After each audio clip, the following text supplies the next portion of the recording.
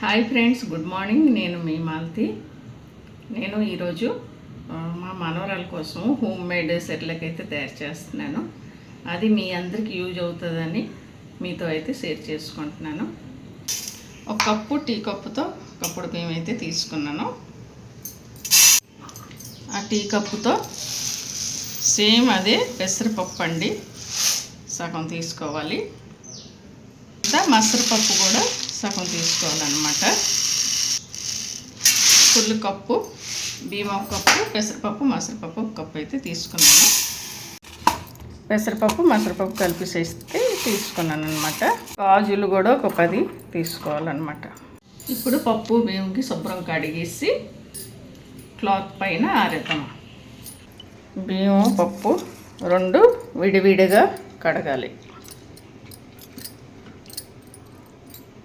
పప్పు బియ్యం కడిగిన తర్వాత క్లాత్ పైన వేసి ఇలాగ ఫ్యాన్ గాలికి ఆరేసుకోవాలన్నమాట. బియ్యము పప్పు విడివిడిగా కడగాలి, విడివిడిగా ఆరేసుకోవాలి. ఫ్యాన్ ఇలా స్పీడ్లో పెట్టేసి ఆరేస్తామంటే ఒక 10 మినిట్స్ ఆరేస్తామంటే ఇలాగ ఆరిపోతాయి.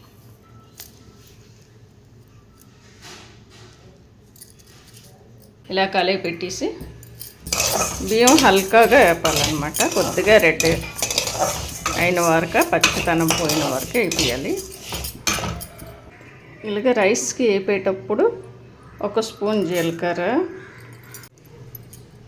ఒక స్పూన్ వామ్ అయితే వేసేద్దామా. డైజెషన్కి బాగుంటుంది.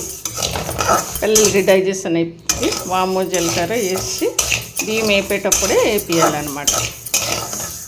పప్పు కూడా సిమ్లో పెట్టేసి వేపియాలి. పప్పు బియ్యము సిమ్లో పెట్టేసి మనం పొడికాయలు వేసి వేపేస్తే వేపేసి చల్లారిన తర్వాత మిక్సీ కొట్టుకోవచ్చు.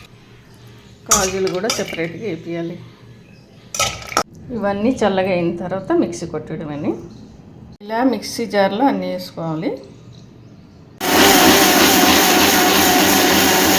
ఈ విధంగా అయితే పౌడర్ అయిపోతుంది. ఈ విధంగా పౌడర్ చేసి ఇవ్వాలన్నమాట. ఇంత పౌడర్ అయితే వచ్చింది. ఒక గ్లాస్ వాటర్ తీసుకొని 3 స్పూన్లు వేస్తాను అనమాట. స్టార్టింగ్లో అయితే ఒక్కొక్క స్పూనే వేసి పిల్లలకి తినిపించాలి. ఫస్ట్ వారం ఒక స్పూను, సెకండ్ వారం 2 స్పూన్లు, ఇలా పిల్లలు ఎంత ఏంటంటే అలా తినిపిస్తూ ఉండాలన్నమాట.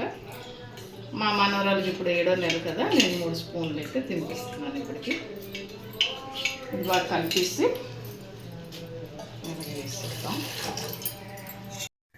ఇలా లో ఫ్లేమ్లో పెట్టేసి ఇది కలుపుతూ ఉండాలి. ఒక 10 మినిట్స్లో ఇదైతే దగ్గరికి అయిపోతుంది.